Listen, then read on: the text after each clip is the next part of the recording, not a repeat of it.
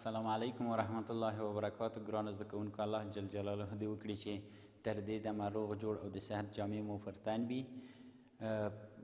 تېر لوستونه مو هم په دقت سره لوستي وي، زده کړي مو وي او د نن ورځې د لوست لپاره هم پوره آماده واوسیږئ.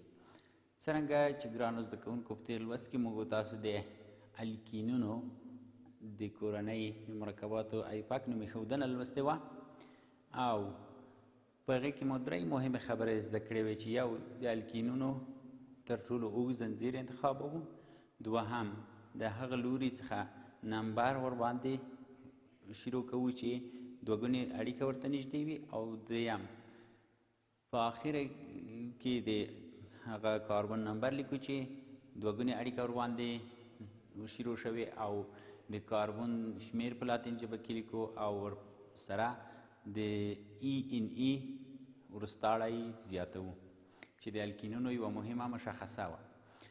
او تاسو ته مې کورنۍ دنده هم درکړې وه، په دې هیله چې تاسو کورنۍ دنده پوره دقت سره اجرا کړې وي، زده شوي مو وي، ځکه چې د 4 میاشتنۍ ازموینې او کلنۍ ازموینې کې ستاسو ښوونکی د همغه کورنۍ دنده ګوري او د همغه کتابچې له مخې تاسو ته نمرې درکوي.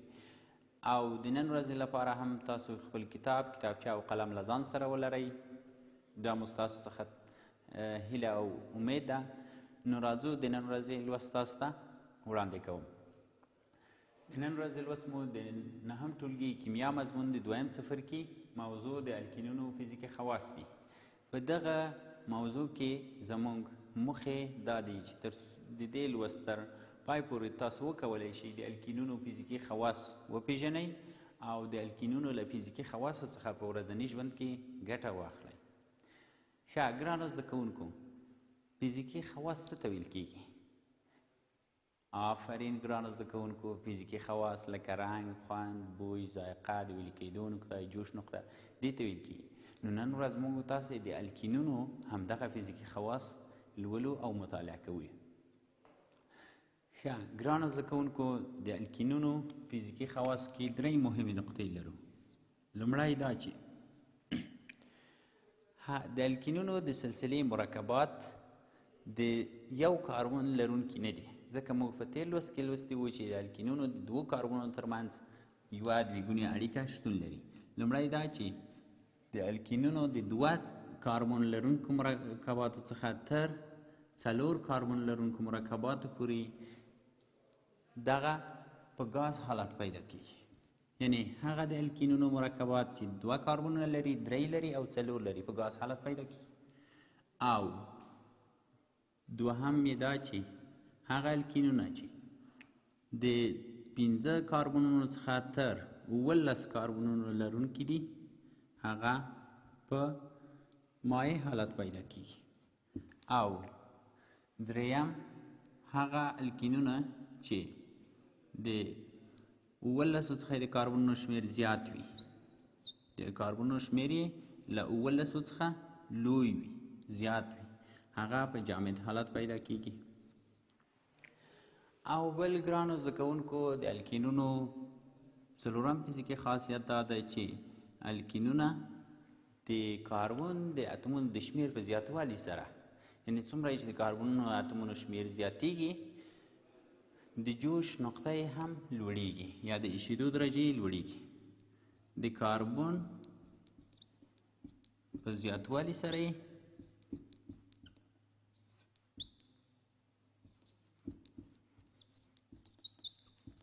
د جوش نقطه لوړیږي.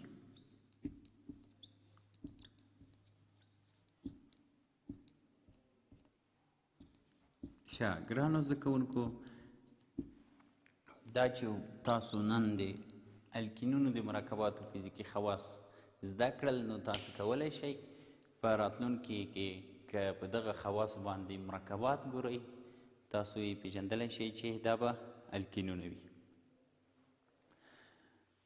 ګرانو زده کوونکو، راځو د الکینونو لومړی مرکب یا ایتلین لولو او د هغې څخه د ګټې اخیستنې ځایونه لولو. د ایتلین کارونه.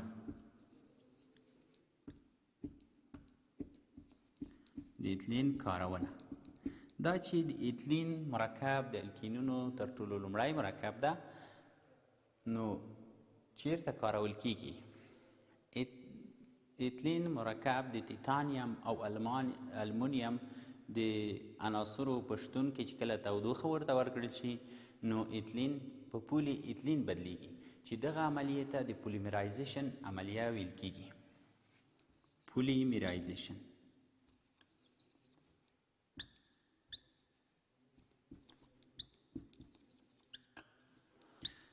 او د پولیمرایزیشن شوي یا د پولی ایتلین څخه پولي زیاته ته ویل کیږي یا څو د پولي ایتلین څخه چیرته ګټه اخیستل کیږي؟ د پولي ایتلین څخه د پلاستیکي بوتلونو په جوړولو کې ګټه اخیستل کیږي. یعنې له پولي ایتلین څخه پلاستیکي لوښي او بوتلونه جوړیږي. او همدارنګه له خپله ایتلین مرکب څخه د خامو میوو په پخولو کې کار اخیستل کیږي. موږ تاسې ګورو چې زموږ هیواد ته د نورو هیوادونو څخه خامې کیلې واردېږي. دغه خامې کیلې که په پخې کیلې واردې شي، نو دا واردولو کې یا په ترانسپورت کې له منځه ځي، خرابېږي. نو د خامې کیلو په ډول واردېږي چې بیا زموږ استاد په خپل هیواد کې د ایتلین د مرکب په واسطه هغه په پخو کیلو باندې بدلوي. راځو د پولي ایتلین د جوړېدو معادله لیکو. څرنګه چې د ایتلین مرکب د دوه کاربونونو ترمنځ یوه دوهګونې اړیکه شتون لري او دوه نورې اړیکې د هر یو کاربون د هایدروجن په واسطه پوره شوي دي، دا ایتلین ده. ایتلین. نو د ایتلین مرکب ان ورسره لیکو. ان دا معنا چې یو دوه مالیکوله 15 سل او تام عددونه اخیستلی شي، یعنې زیات مالیکولونه. د څه شي په شتون کې مخکې مو ولوستل چې د المونیم او یا د تیتانیم د عنصرونو په شتون کې چې کله ورته تودوخه ورکړو، تودوخه، نو دا ایتلین بدلیږي په پولي ایتلین باندې. پولي ایتلین په دې ډول چې د کاربون ترمنځ دوې ګونې اړیکه له منځه ځي او صرف یوه ګونې اړیکه یې پاتې کیږي.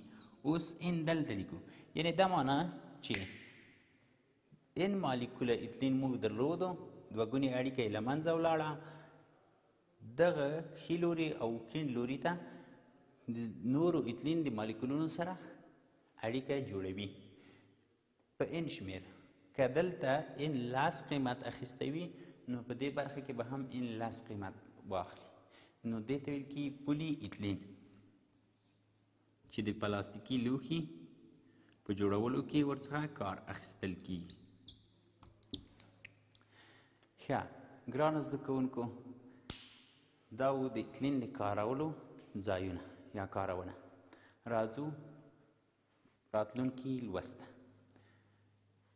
څرنګه چې موږ تاسو په تېرو لوستونو کې غیر مشبوه هایدروکاربنونه لوستي وو. د غیر مشبوه هایدروکاربنونو له جملې څخه یو هم الکینونو و چې الکینونه مو ولوستل، او اوس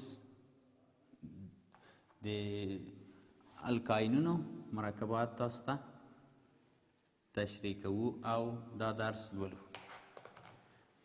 د الکاینونو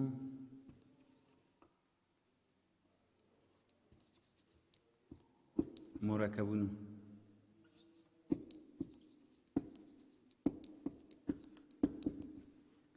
الکاینونو مرکبونه څه شی دي؟ الکاینونه هم غیر مشبوه هایدروکاربنونه دي چې د دوه کاربن د اتمونو ترمنځ یوه درېګونې اشتراکي اړیکه لري، او تر ټولو لومړی مرکب یې اسیتلین ده چې اسیتلین دوه کاربنونه لري او د دغه دوه کاربنونو ترمنځ یوه درېګونې اشتراکي اړیکه لري، او دا په سور رنګ کې چې ښکاري دا هایدروجنونه دي. نو الکینونو مرکبونه هم غیر مشبوع هایدروکاربنونه دي. مهم او لومړنی مرکب یې اسیتلین ده. د دوه کاربنونو ترمنځ یوه درې ګونې اشتراکي اړیکه شتون لري او څلورمه اشتراکي اړیکه یې د هایدروجن په واسطه پوره شوې ده. الکینونو مرکبونه هم نسبت الکانونو ته فعال دي ځکه چې غیر مشبوع دي، درې ګونې اشتراکي اړیکه لري او د دې سلسلې د مرکباتو عمومي فورمول CnH2n منفي 2 ده. CnH2n منفي 2 په دې معنا چې د الکانونو له مرکباتو څخه 4 اتومه هایدروجن کم لري. اوس که چیرته n قیمت واخلي 2 n په دې د الکینونو د سلسلې په مرکباتو کې هم n له 2 څخه کوچنی قیمت نشي اخیستلی. که n 2 قیمت واخلي نو ګرانو زده کوونکو C2H 2 ضرب د 2 منفي 2 C2H 2 په 2 کې 4 منفي 2 نو C2H 4 منفي 2 پاتې کېږي.